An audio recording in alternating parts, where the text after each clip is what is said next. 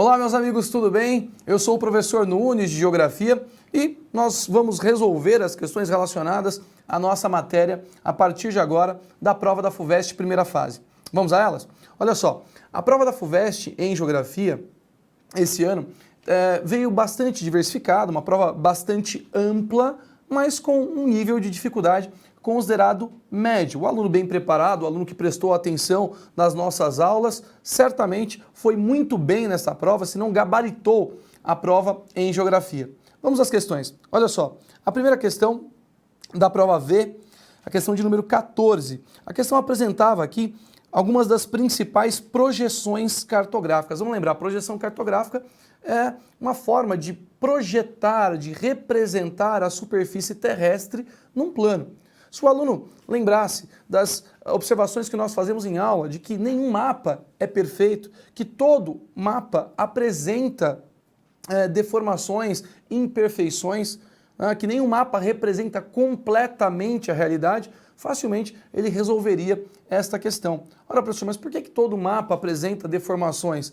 Porque a superfície terrestre ela é um geoide, né? Aliás, a Terra, me perdoe, ela é um geoide. E ao tentar representar a Terra num plano, nós vamos ter estas imperfeições. Tudo bem? Beleza? Bom, então vamos lá. A primeira projeção que é apresentada aqui é a projeção de Mercator, famosa, né? Base aí para o nosso mapa mundi, que nós utilizamos até os dias atuais.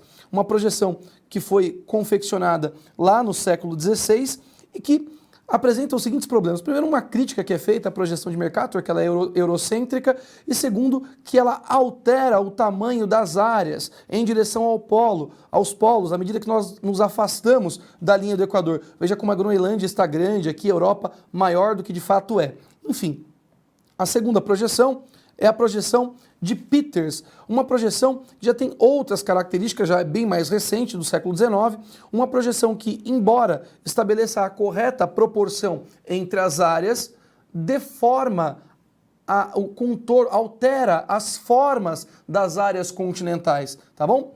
E a terceira projeção, a projeção de Robinson, que é uma projeção também que apresenta alterações no tamanho das áreas, nas formas, mas que tenta representar a forma geoide do nosso planeta, né? A Terra ela é esférica, mas levemente achatada nos polos. Tudo bem? Bom, destacamos isso. Vamos então à resolução. Sobre as projeções cartográficas apresentadas e suas formas, é correto afirmar que, olha só, interesses geopolíticos e comerciais forçaram distorções na projeção de Mercator para fazer parecer mais curto o caminho ao novo continente, elemento corrigido a partir do século XIX pela projeção de Gall Peters.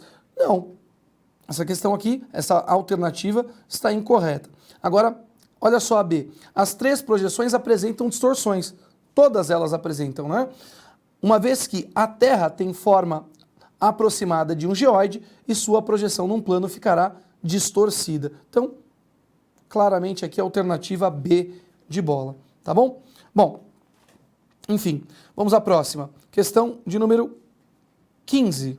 Olha só, a questão de número 15 fala sobre a criação do Banco da Amazônia, que é a principal instituição financeira federal de fomento, né, criada para o desenvolvimento da região amazônica, com o objetivo de financiar projetos de desenvolvimento, tanto em áreas urbanas quanto em áreas rurais, e também fala da SUDAM, da Superintendência de Desenvolvimento da Amazônia, uma agência de desenvolvimento regional criada durante o período militar para alavancar, para tentar promover, acelerar o desenvolvimento econômico das regiões brasileiras. No caso, a SUDAM, Superintendência de Desenvolvimento da Amazônia, voltada à região norte amazônica. Nós tivemos também a SUDECO para o centro-oeste, a SUDENE para o nordeste. O fato é que estas organizações, essa agência de desenvolvimento e esse banco, que é o Banco da Amazônia, colaboraram sim com o desenvolvimento de infraestruturas, colaboraram com o crescimento econômico, mas ao mesmo tempo esses projetos de infraestrutura colaboraram também com o avanço do desmatamento na região, tá bom? Então, passando já para o comando da questão, Olha só, assinale a alternativa que apresenta a combinação correta entre o período a que se refere o texto e as implicações territoriais e sociais observadas nas áreas onde a política de incentivos fiscais entrou em operação. Obviamente, nós estamos falando aqui da alternativa D de dado, porque todas as outras nos mostram períodos que não têm relação com o desenvolvimento destas agências regionais de desenvolvimento regional que eu citei no início. Muito bem, então, questão número 15, D de dado, tá bom? A próxima questão, a questão de número 16, eu considero a mais fácil da prova, uma questão direta, objetiva, tá bom? E se o aluno tivesse alguma dúvida, ele ia por eliminação, mas talvez nem fosse necessário. Olha só, observe o mapa com dados de 2020. Países em destaque: Venezuela, Gabão, Congo, Angola, Guiné Equatorial, Nigéria, Argélia, Líbia, Iraque, Irã, Kuwait, Arábia Saudita, Emirados Árabes. Ora, estes países que estão em destaque, eles fazem parte do quê? Dos BRICS? Não, os BRICS é aquele conjunto de países, os principais países emergentes que assim foram denominados pelo economista Jim O'Neill a partir dos anos 2000. Esses principais países emergentes, os emergentes que mais cresciam a partir dos anos 2000 são Brasil, Rússia, Índia, China e África do Sul, tá? E eles não estão representados aqui. Aos novos integrantes da OCDE. Ora, a OCDE tem países aí como Inglaterra, né, como Estados Unidos, Canadá e outros tantos que também não estão representados aqui. E alguns destes países que estão destacados não fazem parte da OCDE, que é a Organização e Cooperação para o Desenvolvimento Econômico, o grupo dos países mais ricos, né, que se reúnem para decidir sobre a economia mundial, os rumos da economia mundial, tá bom? Países excluídos da OMC também não caberia. Olha só, países membros da OTAN, quer dizer, cadê os Estados Unidos, cadê a França, cadê a Inglaterra, cadê o Canadá? Não estão aqui. Então, se o aluno ainda tivesse alguma dúvida, bastava ele ir por eliminação para chegar na alternativa D. Nós estamos falando dos países da OPEP, da Organização dos Países Exportadores de Petróleo, aqueles países que, de um modo geral, detêm a maior parte das exportações de petróleo para o mundo e que, de certa forma, decidem a respeito do preço do barril do petróleo no mercado internacional, formando uma espécie de cartel, tá bom? Bom, próxima questão, então, na questão número 16D de dado, e aí a próxima questão nos mostra aí, no mapa, algumas cidades brasileiras com destaque para Salvador, né? E o valor 4,6, que se refere à intensidade de um tremor, de um terremoto que aconteceu no estado da Bahia, no nordeste do Brasil. Muito bem. E aí, o enunciado diz: o terremoto indicado na figura ocorreu no estado da Bahia no dia 30 de agosto de 2020, magnitude de 4,6 graus na escala Richter, atingindo cidades do Vale do Jiquiriçá e do Recôncavo Baiano. Sobre os terremotos em geral e sobre este especificamente, é correto afirmar. Então, a primeira informação é: houve um tremor na Bahia. Professor, de grande intensidade? Não, porque os tremores no Brasil são de baixa magnitude, de baixa intensidade e também de baixa profundidade. Normalmente os tremores que ocorrem aqui não levam a grandes prejuízos materiais, perdas de vidas humanas, etc. Tá? Mas o fato é que aconteceu um tremor. Agora, a Terra treme no Brasil por quê? Porque ocorre a convergência de placas tectônicas no nosso território? Não. O território brasileiro, como você bem sabe, está localizado numa única placa tectônica, tá? Portanto, não há encontro de placas tectônicas no território brasileiro. Nós estamos sobre uma única placa, que é a placa sul-americana, tá bom? O encontro da nossa placa com uma outra placa ocorre na região ali da Cordilheira dos Andes, nos nossos países vizinhos, tá bom? A placa sul-americana converge com a placa de Nazca, mas isso não acontece no território brasileiro. Tudo bem? Tá, professor, então por que acontece? Os tremores ocorrem em função de falhas geológicas ou fraturas geológicas, que nós temos diversas no nosso território, tá bom? Portanto, a correta alternativa B de bola. São gerados em razão da presença de falhas geológicas e seu estudo traz conhecimento da geologia do território brasileiro. Portanto, 17B de bola. Muito bem, passamos à próxima. Olha só, a linha de fronteira hoje possui uma definição essencialmente econômica, como a fronteira da lucratividade, mas adquire uma expressão geográfica bastante acentuada em diferentes escalas espaciais, isto é, basicamente o que a fronteira do século XIX e a assim chamada fronteira urbana tem em comum. Na realidade, ambas estão associadas à acumulação e à expansão do capital. Mas enquanto a fronteira do século XIX representou a realização de uma expansão geográfica absoluta na escala do território, como a principal expressão espacial da acumulação de capital, a renovação urbana representa o exemplo mais desenvolvido da rediferenciação do espaço geográfico com vista ao mesmo resultado. Quer dizer, o texto está dando aqui uma dimensão da fronteira relacionada à acumulação e à expansão do capital ao longo da história. E aí a questão nos mostra aqui alguns acontecimentos que têm relação com a ideia de fronteira e, voltando aqui, desculpe, um pouquinho no nosso enunciado, também a renovação urbana, note. Né? A segunda parte, aqui o segundo parágrafo, fala de renovação urbana, de alteração das infraestruturas, né? Da refuncionalização da materialidade urbana. E veja que aqui embaixo, né? Olha aqui, é mostrado, né, de onde foi tirado aqui o excerto do texto do Neil Smith, gentrificação, que é um conceito que nós trabalhamos amplamente ao longo do ano. Gentrificação que corresponde a esta mudança no perfil socioeconômico dos ambientes urbanos, das cidades, de áreas que vão mudando a função das suas infraestruturas, fazendo com que a população mais pobre seja deslocada e chegue no lugar uma população com um outro perfil socioeconômico, população de maior renda. Esta refuncionalização da materialidade urbana, provocando esta renovação, é o que nós chamamos de gentrificação. Bom, é uma questão interdisciplinar de geografia e história. E aí o comando da questão diz assim, ó, o excerto relaciona a dinâmica geográfica dos Estados Unidos no século XIX à do final do século XX. As imagens correspondentes a cada um dos elementos apresentados pelo excerto são identificadas em... Veja, a primeira imagem aqui, esta imagem aqui, fala da marcha para oeste, que ocorreu na segunda metade do século XIX. Opa, então beleza, pode ser a primeira imagem? Pode ser. E depois está mostrando a revitalização de áreas centrais. Portanto, isso remete à renovação dos espaços urbanos que foi apresentado no texto. Então, nós já destacamos aqui a alternativa A. Professor, mas e as demais? Ora, esta imagem que mostra a independência dos Estados Unidos, nós sabemos, a independência aconteceu no século XVIII, e esta segunda imagem que fala sobre a suburbanização não tem relação com a renovação de áreas urbanas, e sim do crescimento da cidade em direção a áreas mais afastadas.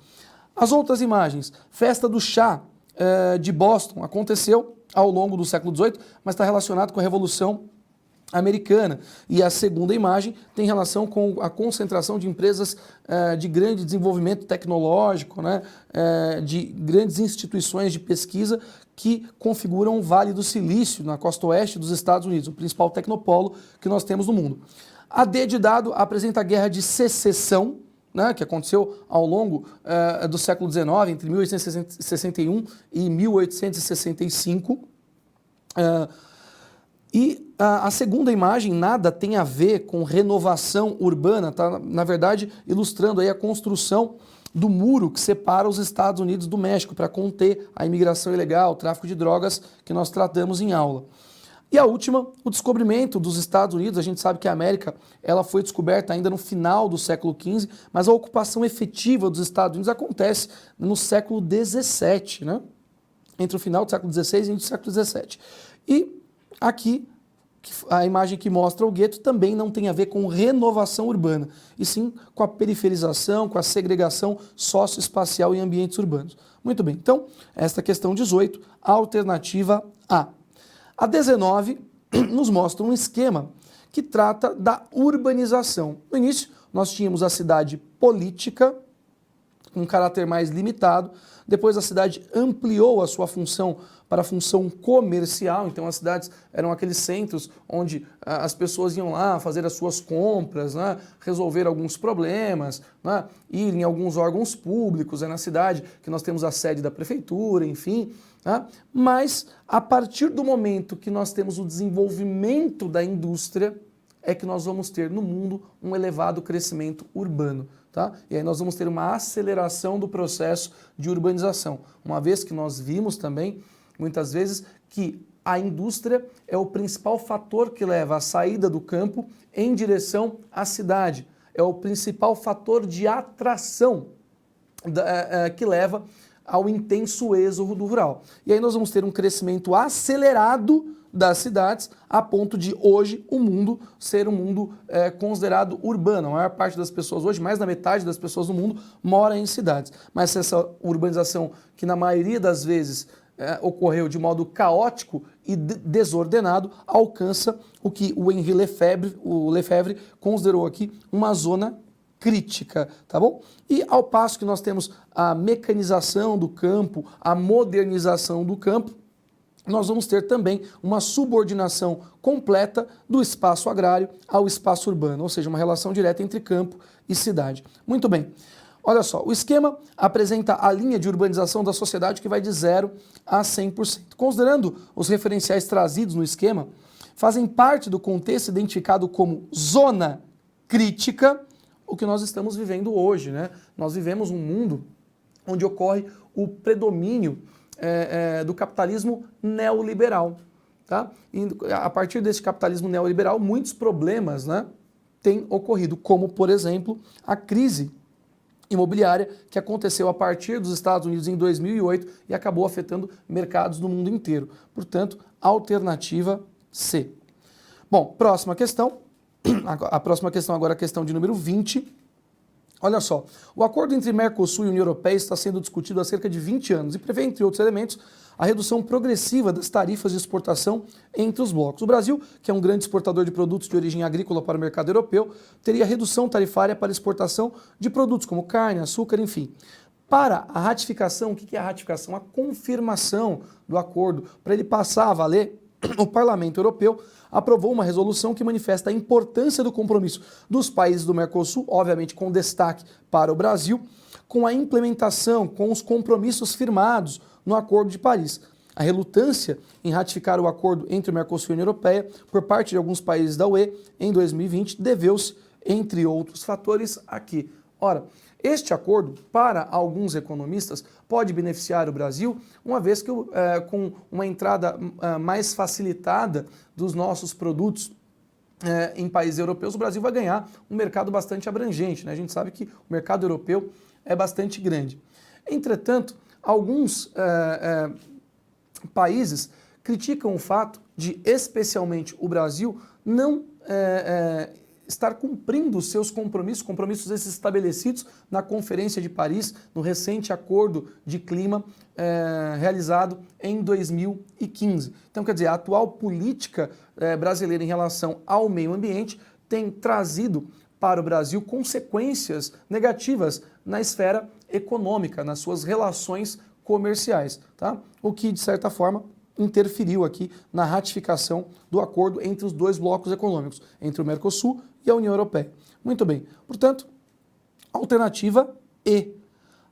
Isso tem relação aos graves problemas ambientais que ocorrem no Brasil, como o avanço do desmatamento em direção à floresta equatorial amazônica e também ao Pantanal, como aconteceu recentemente. Então, alternativa E. Muito bem. Próxima questão. Questão de número 21.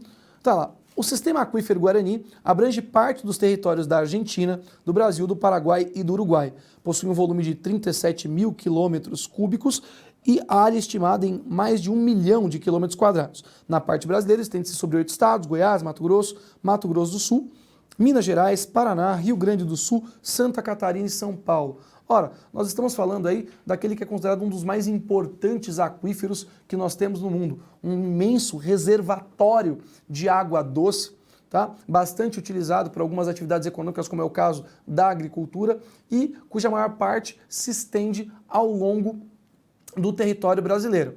Lógico, alcançando também alguns países vizinhos, como Uruguai, Paraguai e Argentina. Bom, este é o aquífero Guarani. Sobre os aquíferos, de um modo geral, e seus usos para as atividades humanas, é correto afirmar.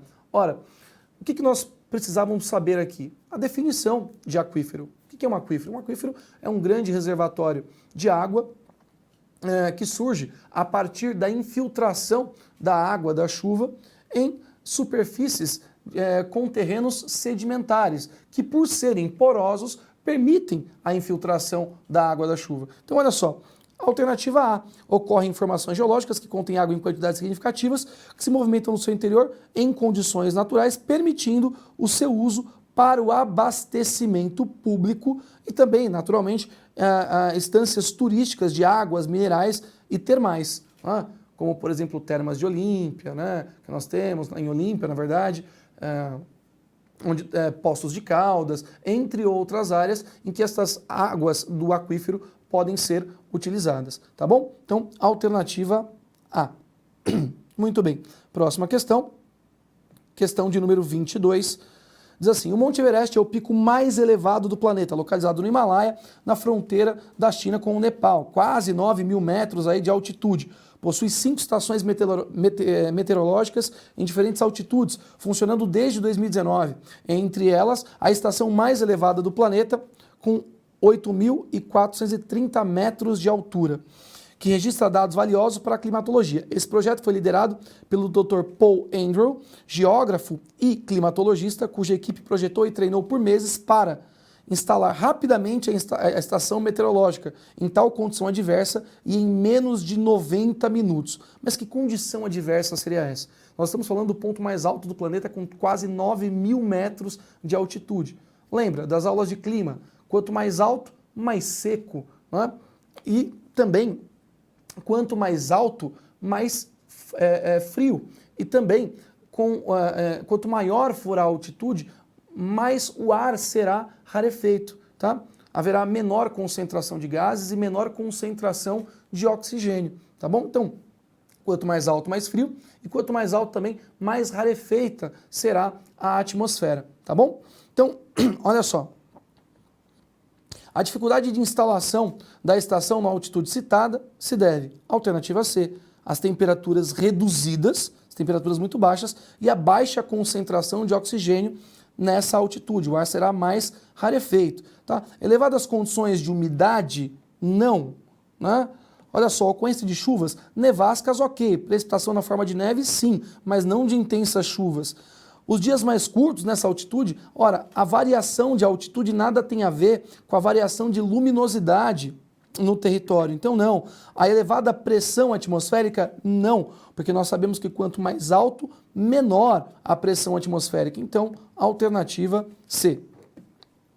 Próxima questão, questão de número 23, diz assim: segundo o Atlas de Serpentes Brasileiras, a jararaca, nome científico Bortops jararaca, encontra-se com as ocorrências registradas em uma extensa faixa do Brasil relativa a diferentes biomas, onde se alimenta de anfíbios, roedores e outros animais. Então, aqui está destacando uma das espécies brasileiras, né, de serpentes e que ocorre em algumas partes do Brasil. E aí, na segunda parte, diz assim: a espécie ocorre nas áreas apontadas, sendo encontrada em zonas florestadas ou modificadas pela ação humana. E os mapas vão mostrar a ocorrência dessa espécie de jararaca no território brasileiro. Veja que nós não encontramos na Amazônia, né? Existem outras espécies, mas não exatamente essa que está sendo demonstrada aqui, e nós percebemos que a ocorrência se dá ao longo das regiões Nordeste, Sudeste e Sul, basicamente, com alguma ocorrência menor aí no interior da região Centro-Oeste. Mas, basicamente, observando o mapa, é uma questão basicamente de interpretação do mapa, apenas. Você vai perceber que ocorre aqui ao longo da Caatinga, ainda que não predomine na Caatinga, ocorre também ao longo das áreas de mata de araucária, também no sul, nas áreas dos campos sulinos, mas a maior concentração se dá aqui mais a leste, próximo ao litoral, ou ao longo do litoral, nas áreas de predomínio de Mata Atlântica. Repito, basta observar a legenda do mapa. Então, ocorre aqui nas áreas de predomínio de Mata Atlântica. E vamos lembrar que estas áreas onde nós encontramos fragmentos de Mata Atlântica se estendem desde o litoral até as áreas ao interior, ao longo dos planaltos, que apresentam maior altitude. Desta forma, sobre as serpentes, Bortraps, jararaca e os principais biomas de ocorrência, é correto afirmar. Olha lá, são típicas das áreas que alcançam até 500 metros? Não, até porque os planaltos que eu citei podem ultrapassar os 500 metros de altura, alcançar 1.000 metros, por exemplo, aqui no Sudeste, tá bom? Nos biomas do Pantanal, se você perceber, na área do Pantanal nós não vamos ter esse destaque. Então, alternativa A, nós podemos descartar. São generalizadas nos mais diversos biomas, concentrando-se na Caatinga? Também não, tá bom? C, são típicas das áreas mais planas da faixa leste do Brasil, cujos terrenos são recobertos pelo bioma do Cerrado. Ora, na faixa leste do Brasil predomina o bioma da Mata Atlântica e não do Cerrado. D de dado, possuem área de ocorrência restrita, apenas ocorrem no bioma amazônico? Não, também, nós vimos que ocorre em outros biomas e não no bioma amazônico. Portanto, o que nos resta? A alternativa E, que diz, são típicas da Mata Atlântica, podendo ocorrer também em áreas de Pampa, Cerrado, Caatinga, enfim, tá bom? Então, a alternativa E de elefante. E com essa questão, nós encerramos a resolução daquelas que falavam a respeito de geografia da prova da primeira fase da FUVEST. Eu fico por aqui, aguardo a sua... Aliás, agradeço a sua atenção e aguardo você numa próxima oportunidade. Até mais.